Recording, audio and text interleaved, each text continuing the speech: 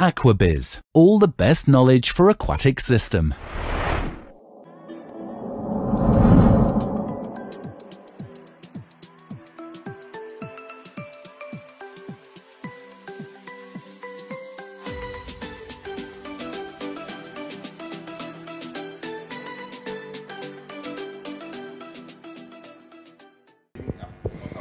Good morning, everybody. Thank you for the introduction. I don't know what you said about me, but I hope it's a good... Okay, so I will try and speak clearly and slowly so you can understand. Okay, if you have a misunderstanding or you need some more explanation in Thai, we have our friend Kon here who will help us with the Thai language. Okay, basically, thank you very much for coming, and I thank a lot my USSEC colleagues, especially Sean, for the invitation to participate in this seminar. I don't know what was said about me, but I am from Malta, okay, in Europe, in the Mediterranean Sea. It is a small island close to Italy, in the center of the Mediterranean. And I have been involved in aquaculture since my student days in 1990, so that's 10, 20, almost a bit more than 30 years, okay? And I have always been particularly interested in hatchery technology, marine fish, okay? In Europe, we have sea bass and sea bream, and we are now developing new species like amberjack, Seriola dumerili, and bluefin tuna, okay? Throughout my studies, I graduated in Malta, and I did my master's and doctor degrees in Japan, where my senior was from Thailand, Visuti Verakumpiria. Okay, so I associated myself with Thailand since the time when I learned from him, and he taught me a lot about Thailand as well, and I have visited Thailand. This is my third time, so I'm very happy to be here. Anyway, enough talk about me. Let's start talking about marine fish breeding technology.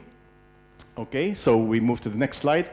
I have divided this talk into 4 main sections. Okay, first of all, I'm going to give you an introduction to the broodstock. Okay, why do we need broodstock? You all know why we need broodstock, but I'm going to emphasize some points to refresh everybody's mind. Then I will speak about selection of suitable broodstock. How can we go around selecting suitable broodstock? How can we create a stocking program of the broodstock? And also about quarantine. Very important, if we get broodstock, we don't introduce disease into the hatchery. Third point, very important, broodstock management, okay? We speak about the environment required by the broodstock, depend on the species. We speak about broodstock nutrition. My next talk after the break will be all about broodstock nutrition, okay? But we give a brief introduction over here. Genetic programs and biosecurity. And then in the fourth section, the fourth and final section, I will speak about the spawning performance of the fish. Okay, that is the picture here there of some of our Seriola dumerili broodstock in Malta. Okay, that is the amberjack, which is a very good potential candidate for aquaculture in Europe, in the Mediterranean area. Next slide, please. Okay, so marine hatcheries, commercial scale marine hatcheries, large hatcheries, okay, available, made, producing fish in Europe. Okay, we can see there are very complex sections in, yeah, there are very complex sections, okay?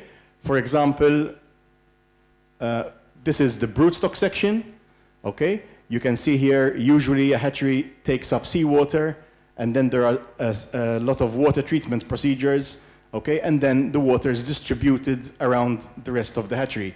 Main sections in the broodstock, in the hatchery, are broodstock, live feed, okay, usually rotifers and Artemia, although now copepods are being used very often in certain species. Then we have larval area. The small tanks on the side are usually hatching tanks, where we hatch the eggs into larvae, and then we introduce the larvae into the tanks. And also the nursery on the right, okay? So anyway, on the right side, there is the nursery, where usually weaning can take place. Okay, so that is the nursery. and where fingerling production takes place. This whole system is known as closed cycle aquaculture. Okay, when we have closed cycle aquaculture, we are talking about fish, producing our own fish, producing our own eggs, fingerlings, adult fish, and then back to broodstock. So we are closed cycle, not the traditional way of capturing fish from the wild and growing them in a farm. In Europe, one of the big industries is bluefin tuna, okay, and this is still a capture-based industry in Europe. Okay, so the fish are caught large from the wild, okay, and they are fattened until they are exported. So next slide, please. So, why is it important to have closed cycle fish production? Okay, it's very important to have closed cycle fish production for sustainable fish farming. Okay, we are looking towards sustainability. Sean just mentioned certification for sustainability. Okay, nowadays in Europe it's becoming very important also to have feeds produced from sustainable sources, as Sean mentioned, from protein sources, soy sources. Even the fish meal production from wild-caught bait fish must be sustainable. Okay, there are various marine stewardship councils, aquaculture stewardship council, okay, that are used as sustainability certification. So sustainable fish farming, like many other things in the world today, sustainability is key. When we have closed cycle fish production in hatchery, commercial production fingerlings, obviously very important, okay? And also closed cycle fish production gives us access to use dry feeds for good nutrition. Okay, when fish are caught from the wild, sometimes we catch adult fish, it is very difficult to change them to feed on dry feed. Okay, but when we are rearing fish in captivity, we give them dry feeds and good nutrition. As you know, dry feeds are the best nutrition formulated specifically for the species. In this picture, we can see amberjack juveniles in Malta, okay? And for example, if we catch wild amberjacks, they will not feed on dry feed. But if we produce them in the hatchery, we wean them at a very young age to dry feed, and then we can produce them on dry feed. And many advances in hatchery technology gives good fingerling quality. Okay, so these are all the important aspects for closed cycle fish production.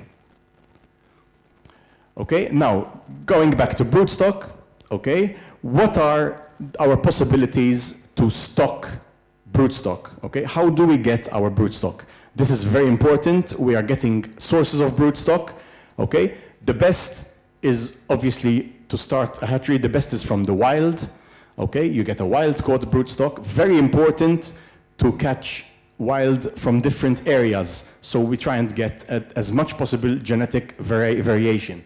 Okay, and once we catch the fish, we have to acclimatize the fish into the hatchery conditions, okay, so that we make them get accustomed to the tank. They are, if we catch large broodstock, they are accustomed to the wild, so we have to get them used to their new environment. Now they are confined in a small area, in a tank, okay, so we have to get them used to the area.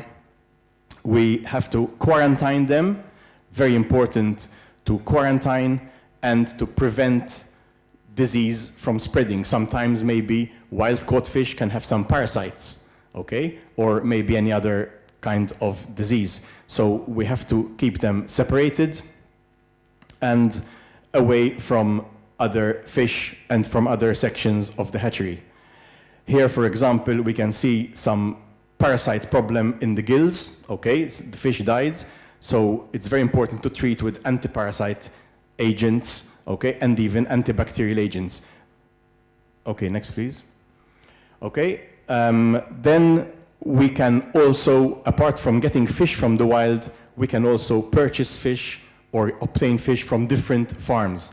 It's very important, okay, to know which farm you are getting your fish from.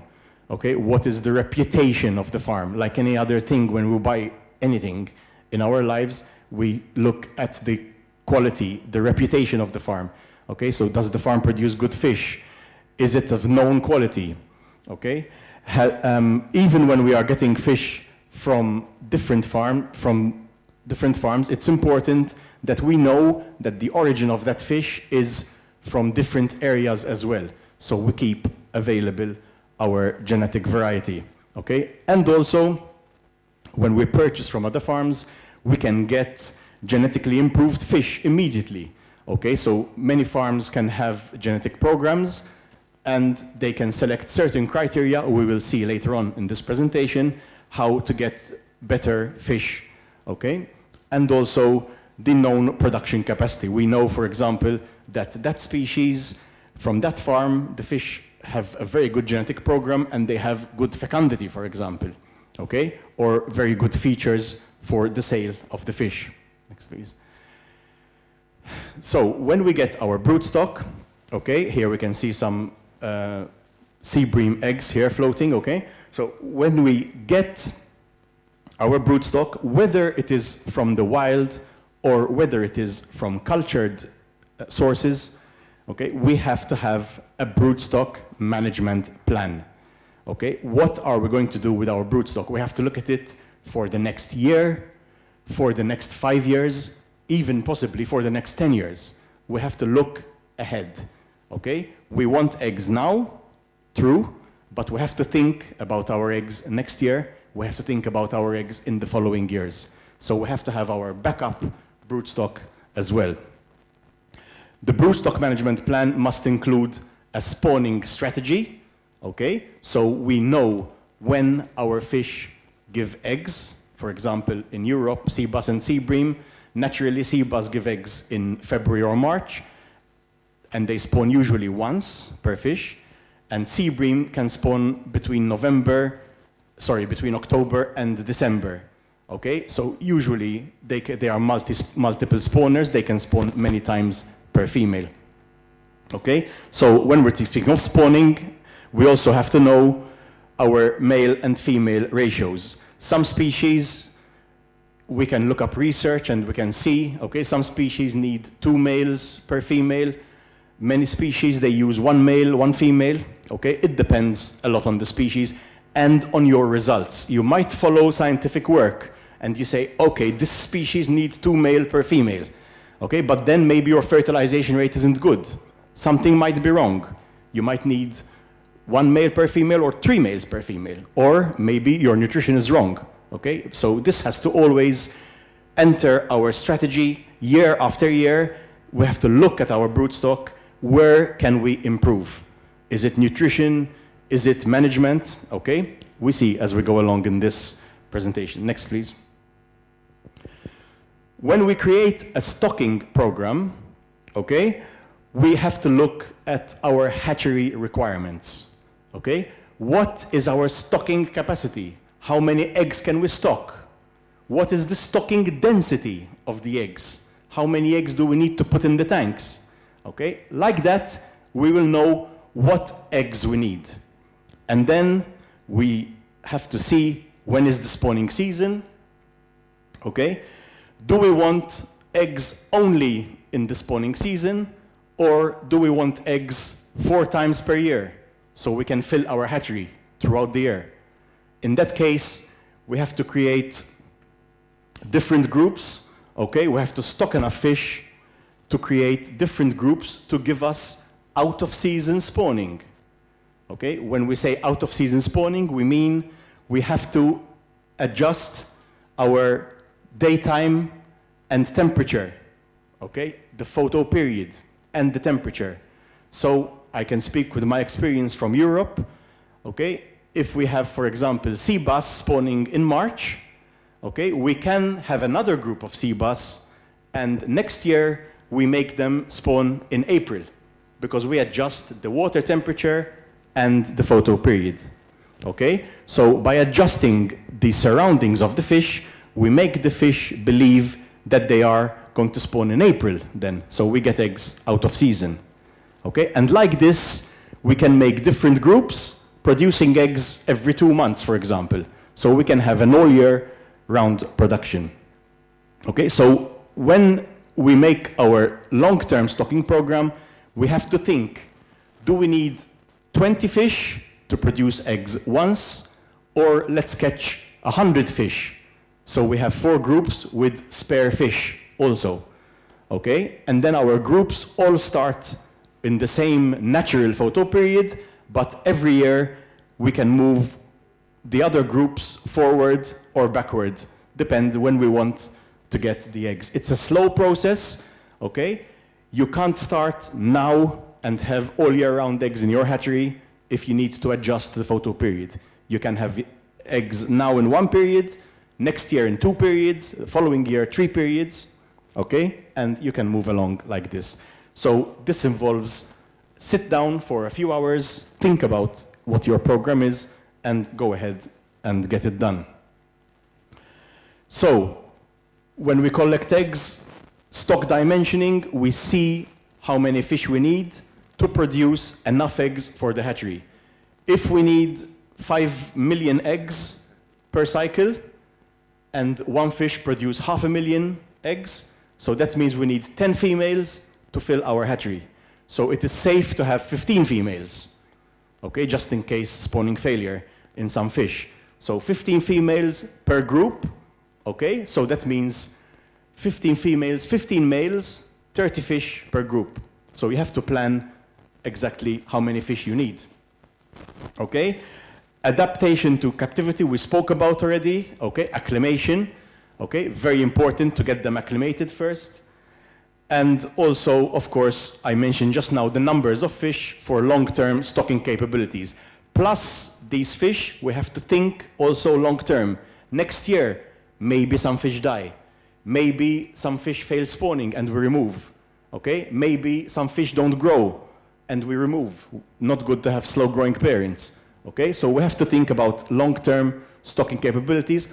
Always very beneficial to have extra, much more extra fish ready to replace. Okay, and another point, very important, we need to renew old breeders. Okay, for example, I take the example of amberjacks, Seriola dumerili, in the Mediterranean. After 5 years, the egg production decreases. So we must think, because amberjacks, they take 4 years to mature. So when we start producing eggs after 4 years, now we start to think for the next. So we need again small fish, always ready for another 5 years to keep our maximum production always with good capabilities. Renewal old breeders, and a very, maybe I can say important aspect nowadays in broodstock is identifying the fish individually by use of tags. Okay, today there are pit tags which you can insert inside the mussel, okay, and you will know every fish individually, okay, what they are doing. Okay, we will speak about genetics later on. You can identify each fish, you can have a genetic profile of each fish. You can get the genetic profile of the eggs, and you know which parents have produced the eggs. Okay, we will see this later on. Okay, so these are very important aspects of stocking the broodstock. Quarantine, I mentioned earlier, quarantine, let's go a bit more into detail. Okay, quarantine applied should be commensurate with the estimated level of risk. So if you have, for example, I can mention from my experience, okay, Seriola dumerili, these are young fish, okay? Seriola dumerili are particularly delicate for parasites, okay? So it's very important to create anti-parasitic treatments before we continue development of these fish, okay? Especially for the long term, very important to start immediately from good fish, okay? So the quarantine applied should be commensurate with the estimated level of risk. Of course, quarantine minimizes the risk of introducing an infectious disease and also avoids spreading disease to other sections of the hatchery, okay? You can make precautions. In many hatcheries in Europe, we have disinfection areas before each section. So if we go from broodstock to larvae, we have to disinfect hands, disinfect feet, and go disinfect again and enter. Okay? Even with these precautions, sometimes if there's a disease, you can spread the disease. So usually, if a section of the hatchery has got some problem, suspected disease, usually one person only enter that section and does not mix with the other sections. This is a part of the hygiene we will see in the next, ahead in this presentation. So, now we come to the third aspect, which is broodstock management. Okay? And broodstock management, again, involves a lot of planning. Okay? How are we going to plan the environment? Which means, are we going to leave it natural? Or are we going to adjust the photo period and go with multiple spawning? Broodstock nutrition, very important. Okay, broodstock nutrition was my subject of my MSc and PhD thesis. Okay, so I will be talking about this in the next talk after the break. Genetic program, how do we select the fish? Okay, first of all, from the wild, we make sure the fish are completely normal, they don't have any abnormalities. Okay, we will speak about this in more detail. And also, of course, biosecurity.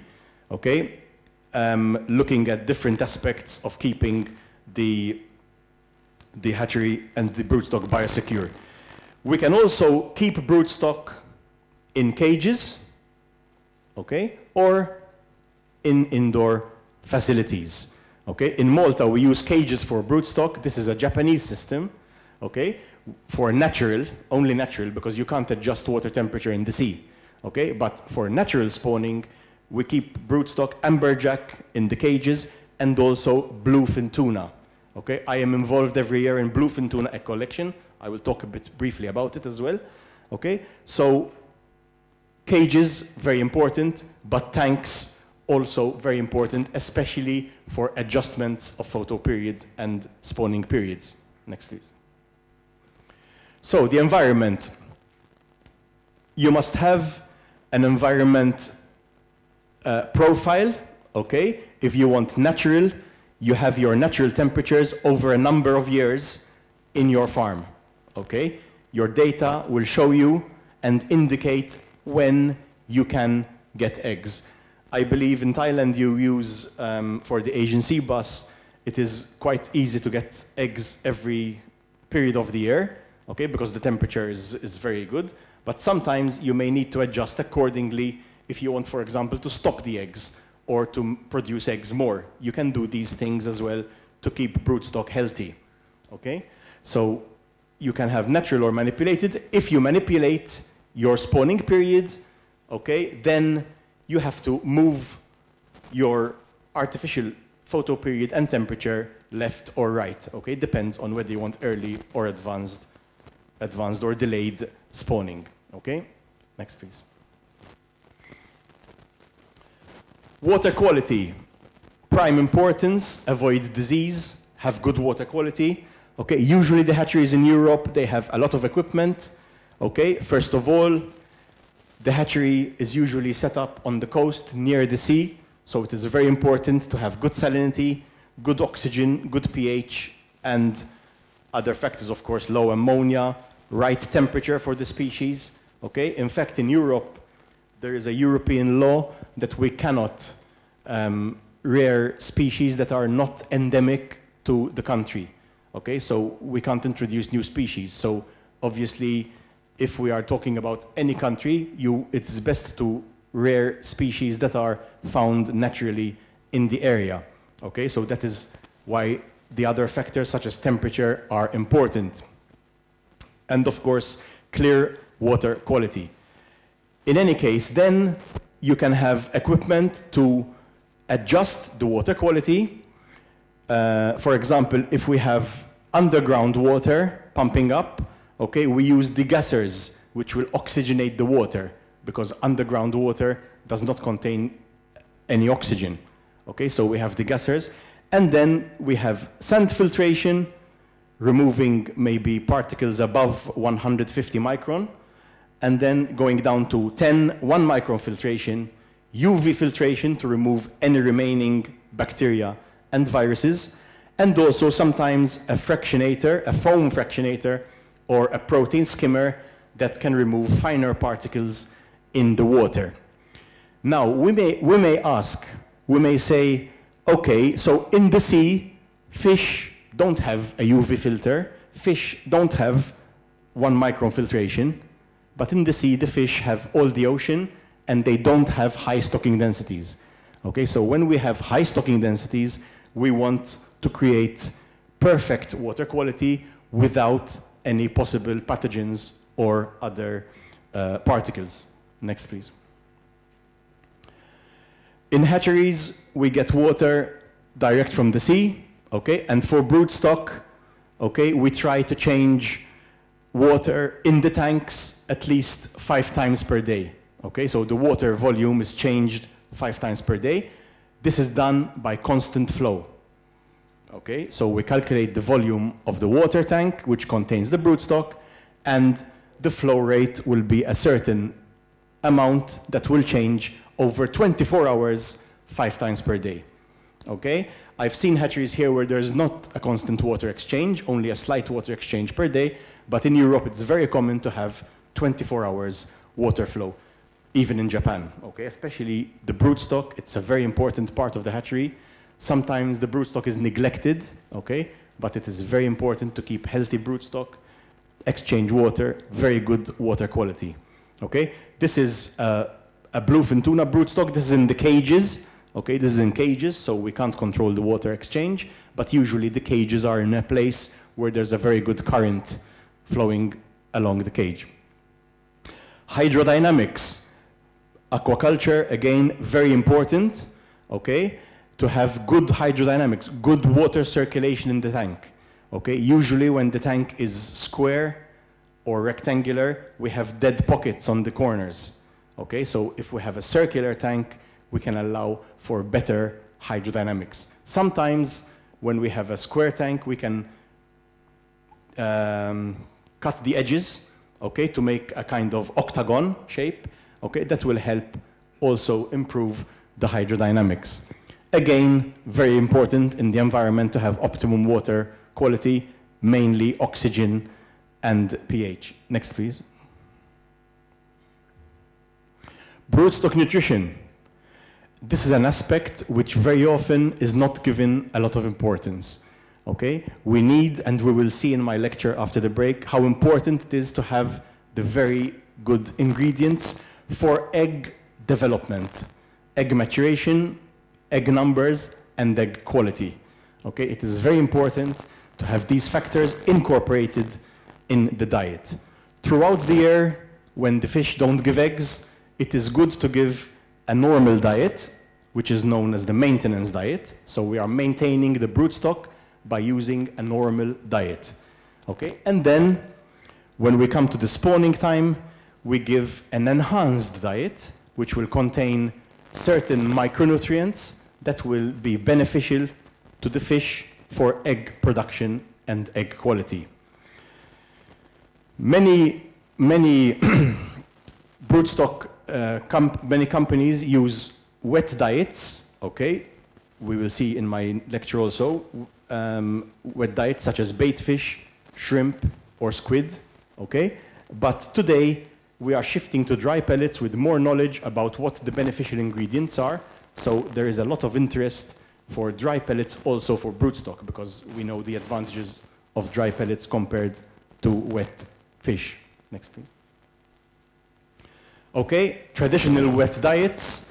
Okay, we can also design in our broodstock management program a feeding program for marine broodstock. Okay, it is not very important to feed broodstock every day. It is good to feed broodstock 3 times a week only, for example. Okay, 3 times a week to satiation. Satiation means when the fish are tired of eating.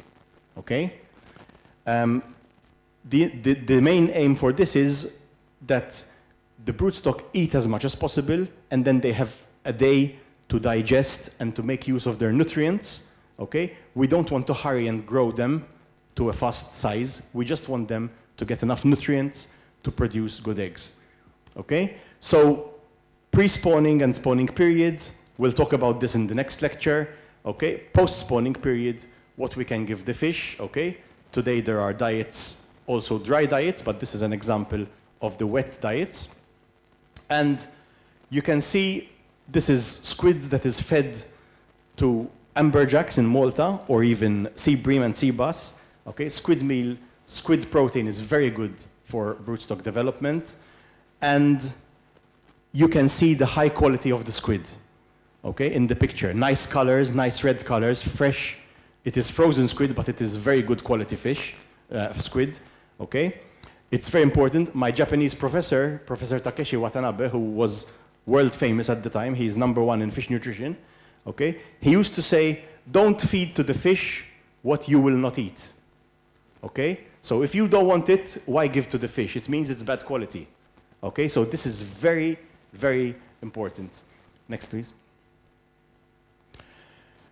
I'm sorry, I say very important many things, okay? I'm always saying this is very important, this is very important. It is very important, because in aquaculture, okay, it is like a chain, okay? Like a rope, okay? And each ring of the chain is very important, because without one ring, the chain will break, okay? So in aquaculture, whatever we say, whatever we need, we have to do, because that is part of the chain. Without that, we will not get good production. Okay, so development of dry pellets. I'm taking too long, so we will see this when we talk about the broodstock nutrition. Okay, basically, the growth requirements are different from the requirements for reproduction. It is very important to identify the beneficial micronutrients so that egg quality and fecundity can be improved. And also, we will look at broodstock, the dry pellet development. Next, please. Okay, for example, some work we did, okay, with raw fish, moist pellet, and soft dry pellet. You can see this is Seriola quinqueradiata, yellowtail in Japan, okay? So protein levels, we will see in the other lecture, but most important, egg production, the best for soft dry pellet, okay? And egg quality and hatching, the best for soft dry pellet, okay, compared with bait fish or with moist pellet. So this shows that dry pellets can be beneficial with the right ingredients for good spawning. Next, please. Again, the soft dry pellet, which I mentioned just now in the slide, okay, we improved it further, okay, to get better egg production and better egg quality, and then even more, okay, this was with the addition of astaxanthin, which is a very important carotenoid for spawning and egg production, okay? And this was with another carotenoid, paprika, okay? So I will talk about this in more detail in the next presentation, but you can see that the paprika carotenoids, okay, gave better results than astaxanthin itself. And paprika is cheaper, okay, because it is commercially available. Next, please. Egg pigmentation. Some of you I have met, and I asked if your eggs are pigmented, okay? And it is a known fact that if the eggs are pigmented, it means they have carotenoids, okay? When I did my studies on yellowtail, the eggs were yellow, okay, because they contain carotenoids. And when I did striped jack, we put carotenoids in the diet, and the eggs were still colorless. And I was analyzing for carotenoids, but no carotenoids. And then I read in a paper, carotenoid is pigment. So if you don't have pigment, you have no carotenoid in the eggs. So some fish incorporate the carotenoid in the eggs, and some fish don't incorporate the carotenoid in the eggs. Okay, so this is something beneficial for the eggs. We speak about it later. Okay, so the most important thing, carotenoids are potent antioxidants, like vitamins, times 25,000. Very powerful. Okay, so they can be very powerful, good antioxidants. And we can see the more carotenoid, the more yellow is the color. No, low carotenoid, low yellow, high carotenoid, higher color. Okay, so these are all important for the ingredients. Okay, what we found out in our years of research, astaxanthin, squid meal, krill meal, paprika, very good for spawning. But we will see in our lecture, this is very important, overdose is not good. Overdose will deteriorate the egg quality. Okay, so we have to watch out how to add our ingredients. Next, please. Genetic program. Okay, this is not my field, but what I know about it, I work in close collaboration with a German professor on genetic programs, and he kindly donated this information to me. Okay, so genetic program, selective breeding, very important, okay? Checking our broodstock, first of all, making sure nothing wrong with the broodstock, okay? The selective breeding should play an important role in meeting the increasing world demand of animal protein, okay? So selection of good broodstock, good fish, good production, good protein, okay? The need for increased education and knowledge in aquaculture is very important. It is important to know why it is important to have selective breeding, okay? We need selective breeding to keep our genetic variety good, to keep the genetics of the animal highlighted, or how can I say, concrete, okay? To keep it well. Okay, and we look for certain parameters, for example, faster and better growth. Of course, this is the main thing. Okay, many times smaller fish don't use broodstock, bigger fish use broodstock.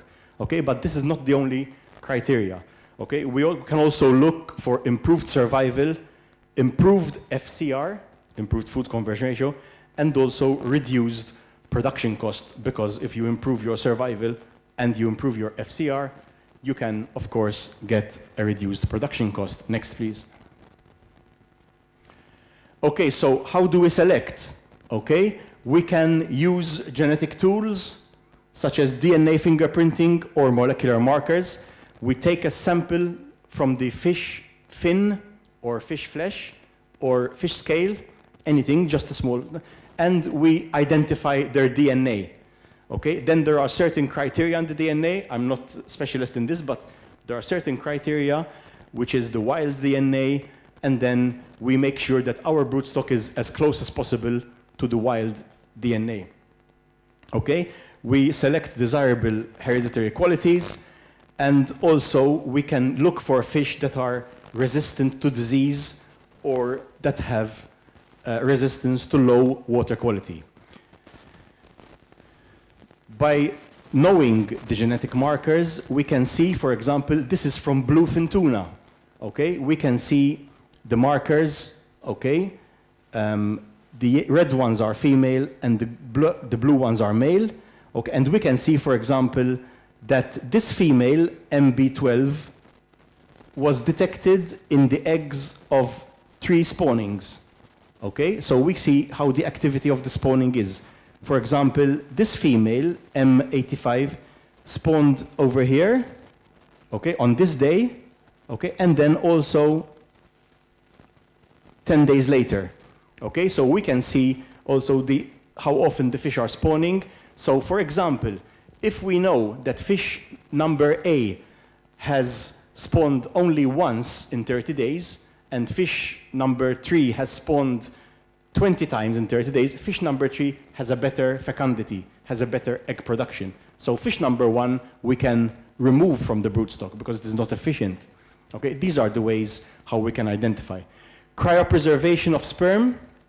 Okay, there's also some work going on cryopreserving sperm, which can be a tool for maintenance of genetic diversity. Okay, so that we keep the wild genetics, we can cryopreserve sperm and then use it in future, okay, when our genetic variation can decrease. Next slide, please. I got this reference from a Greek research, okay, and they are also using now photography and computer-generated technology, okay, to identify certain parameters of the fish, okay, like for example, okay, body weight and growth rate we know, but the lateral area, the side area, okay, fillet area, okay, head height, etc. Angle of the head, for example, in sea bream in Europe, okay, this angle is important. If it is squashed in or pulled out, okay, the price of the fish will go down. Okay, so sometimes they have some deformity in their operculum. These are things which we have to eliminate. So if we have a mother giving this type of eggs, we try to eliminate her. I remember when I was a student, we had one parent which was with a bent mouth, okay? And we thought it's a physical problem, not genetic. But we had small fish with bent mouths, so we eliminated, okay? Because the price will decrease in the market, okay? So there are, obviously, they look at also the caudal dimensions, which is the tail, okay? Product yield, flesh composition, and fecundity. So many aspects that can be looked at for genetic program. Next, please. So, as I mentioned, we acquire the molecular genetics and the genomic data, and we link them to the phenotypic traits, which we mentioned earlier, okay? The lateral side, the fillet size, okay? And these molecular markers will play an essential role in the selection and breeding programs in aquaculture. And it is known, it is reported that the genetic gain has been estimated to be greater than 12% per generation for growth rate and disease resistance through selective breeding and aquatic species. So when a proper program has identified better growth rate and better disease resistance, there was a 12% gain, okay? So to give you an example, if you have a disease and some fish died and some fish survived, you can take the genetics of the fish that died and of the fish that survived. And probably, if their genetics is different, if you use the same parents of the survivors, the disease will become less and less of a problem to your fish farm. Okay, so these are the ways how the genetic programs can be used. Next, please. I also mentioned biosecurity, okay, to minimize the risk of introducing or spreading disease. There are certain critical control points, okay, when we try and identify or manage a problem or prevent a problem, it is very important to see what are the critical points, okay? The critical points are on the fish, in the water, from the environment, when we get the broodstock or any other fish, maybe other organisms like us, okay? We have to disinfect because we can introduce pathogen, okay? And also the feed. We have to make sure that the feed is sterile. So when we look at biosecurity, we have to think about animal, pathogen, and also people management. We have to manage the fish, we have to manage any pathogens, and we have to manage also the people who enter the hatchery. Next, please. Now we come to spawning performance, okay? So when the fish are ready for eggs, there are certain methods we can use to obtain the eggs, okay? And these can involve the broodstock handling, okay? And this will depend on natural spawning or induced spawning or even artificial insemination, okay? And then we can look at how we measure the spawning performance. This is a photo of anesthetized broodstock of Seriello de Merli. Okay, they are under anesthetic. We anesthetize them. We lift them out of the water. They are just like dead fish when they are well anesthetized. Okay, if they are flapping around, they are not well anesthetized. They have to be well anesthetized so we can check their egg stage. We can measure them and weigh them. Okay, very important if we need to introduce hormones. We need to know the body weight. Okay, and also the egg stages. Next, please. So, when we handle the broodstock, again, this is Seriello de Merli, okay? You can see full of eggs, okay? It's ready for induction, okay? First of all, we see male and female, because with this species, we select 6 males and 6 females for spawning. We need 6 million eggs. Each female gives approximately 1 million. So when we have a female full of eggs, we select 1 female, okay? We select 6 females and 6 males, all ready to spawn. We introduce the hormone, okay? And then we take them for spawning in a tank. These are from a cage, okay? So we have a cage with, for example, 40 individuals, and we select 6 females and 6 males. We measure them, their body weight, fork length, okay? Maturation stage, you can see here the cannula, which we insert to check the eggs, okay? And also we take a general look at the fish. We see if it is damage in the eyes or damage on the tail, etc. Okay, so we keep the condition of the fish in the best possible way. Next, please. When we have natural spawning in the tanks, then this is the amberjack spawning facility in Malta. Okay, we need our spawning trigger, which is temperature and photo period. And when we are at the right temperature and photo period, usually we also have feeding indication. Now remember, I mentioned earlier that we feed to satiation. Okay, this is another important point in knowing also the maturity of the fish. Because when we feed to satiation, the fish says, oh, I can't eat more, no more, please. Okay, but when the spawning period approaches, eggs grow and fish eat less. So today the fish are eating 30 kilos, next week suddenly 20 kilos. And my worker come back, oh my God, something wrong, no eating. I say, no, this is spawning time. They are starting to mature the eggs, okay? When the time is right for induction, they will not eat, the fish will not eat, okay? The fish will eat maybe 1 kilo or nothing. This means that the fish are good for induction, okay? Bluefin tuna, amberjack, very important, first time spawning, induction, hormone. Okay, without hormone, they will not spawn. If you don't induce at the right time, the fish will not spawn and damage. Okay, they will retract the eggs, and sometimes they can die because they want to spawn, but it's blocked. So they can, the eggs will rot inside the fish. Okay, with atresia. So feeding indication for me, very important for spawning. Next, please.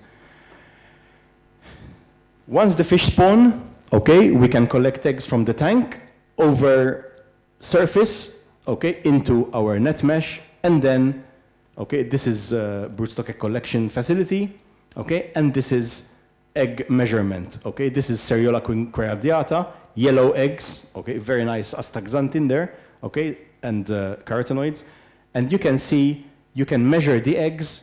Usually, if the egg diameter is 1 millimeter, usually 1 liter of eggs is 1 million eggs. Okay? So here we have, for example, I think it's around 1, 2, 3, 4, 5, 6, 7, 700,000 eggs. Okay? That is 700 milliliters. Okay? Next, please.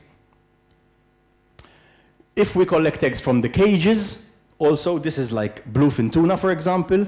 Okay, you see here on the side of the cage, there is a PVC plastic sheet. It goes down 6 meters, okay? And we collect eggs by going around the cage with the net. This is very laborious, okay? And also time-consuming and dangerous for the eggs. Because when we catch the eggs, we put in bucket, but the bucket is with the sun, and it can overheat, so the egg quality will go down.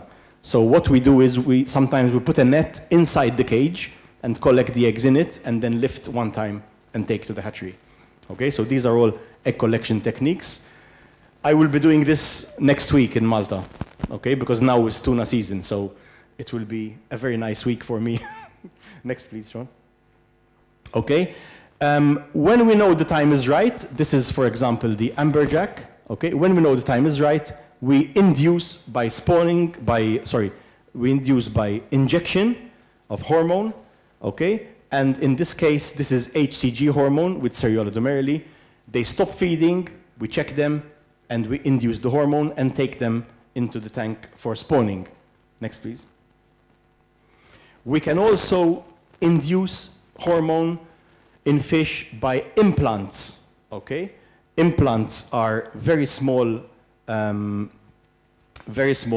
are like pills, okay? And we insert in here, and we introduce into the dorsal or lateral side of the fish muscle, okay? Usually, in the implants, we use GnRHA, which is a slow-releasing hormone, and it will start acting after 2 days, and then it will last for 10 days, because it is a slow-release hormone. Next, please. This is the implant, okay, here. It is a white pill. And this is how we introduce the implant into bluefin tuna. Okay, so our bluefin tuna are large fish. This is the spear gun. Okay, we have an arrowhead which will enter the flesh of the bluefin tuna. The bluefin tuna has a hard outside leather, like leather flesh. Okay, so that must be punctured by this sharp needle. Enter, the implant will enter into the muscle, and this is the stopper with stainless steel, okay, with cushion, not damage flesh of the tuna. So all this, which is about 2 inches, enter the tuna. Okay, when the spear gun come out, okay, the implant stay inside the tuna flesh, and here you see plastic tag, okay, which will be outside the fish to show us that the fish is done already. Okay, this is the guy, spear gun, no cylinder because air bubble will scare the tuna. So the guy just wait patiently, and when the tuna pass under him, he inject. Okay, next please. You can see here, this is a tuna which is already implanted. Okay, these are 200 kilo fish, okay? 200 kilos. That is another one. Okay, this is the first time we need the fish to spawn. Okay, we implant just to make sure they will release the eggs. So the hormone is administered by spear gun, and the tags indicate which fish have been implanted. Next, please. We can also do artificial insemination. This is Japan, Seriola quinqueradiata. Okay, this is release of sperm. Okay, and we also squeeze out the eggs, and then we introduce the semen into the eggs for fertilization, artificial fertilization. This is not really suggested anymore because this is an old method, and sometimes failure, because if you don't get the eggs at the right time exactly, okay, of ovulation, then it will be a failure. So we prefer to induce and have natural spawning rather than induce and artificial spawning. Okay, next please. So to know the spawning performance, we have to know the 2 main factors at the end of everything. What is the main factor? Egg quality, how good are our eggs, and fecundity, how many eggs can the fish produce.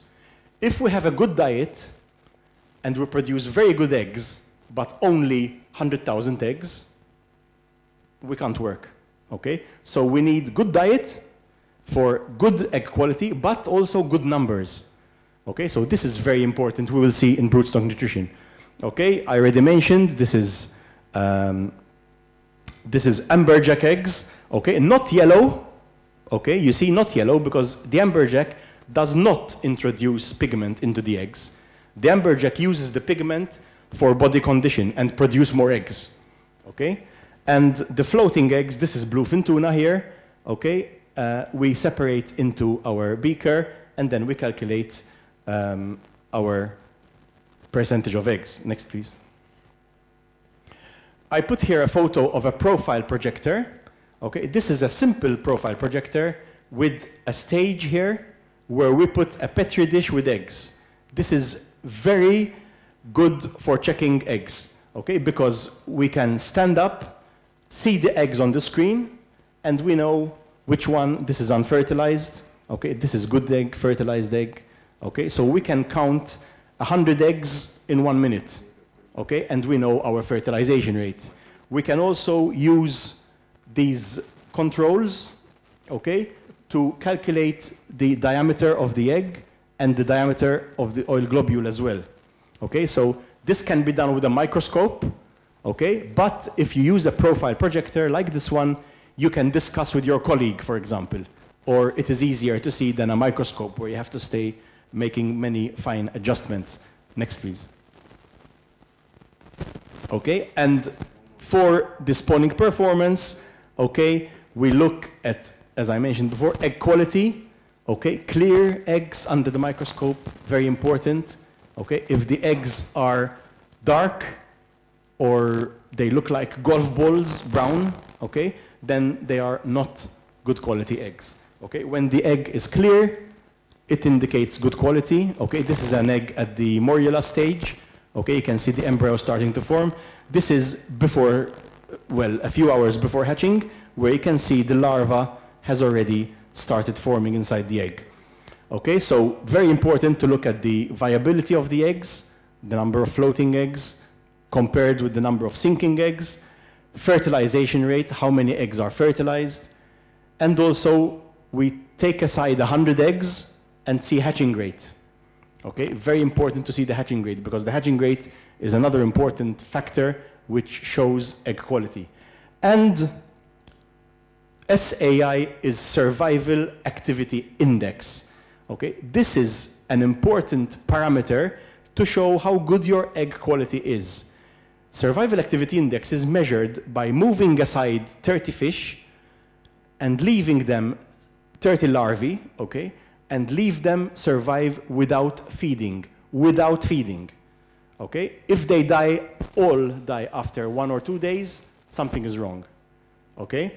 If they all die after 5, 6, 7 days, okay, majority will die after 4 or 5 days, and then some survive until 7 days, very good egg quality. No feeding, 7 days survival. It means that the oil globule, which goes inside the larvae, okay, has very high nutritional value. Okay, this is also species dependent. So if you try this with Asian sea bass and everything dies after 3 days, I don't know, maybe it's good for Asian sea bass. You know, so I'm talking about yellowtail and Seriola. Okay, but usually you can see how it is. Maybe we can find some reference on Asian sea bass and Survival Activity Index. I'm not sure, but maybe. Okay, so next please. Okay, so these are, at the end there are some references here which I have used. Okay, you can shift and, anyway, will you sure. Disseminate this? Yes, okay. So you can use these references to follow up on some work which is referenced here in the presentation. Okay, so, oh, that was a bit longer, but anyway, okay.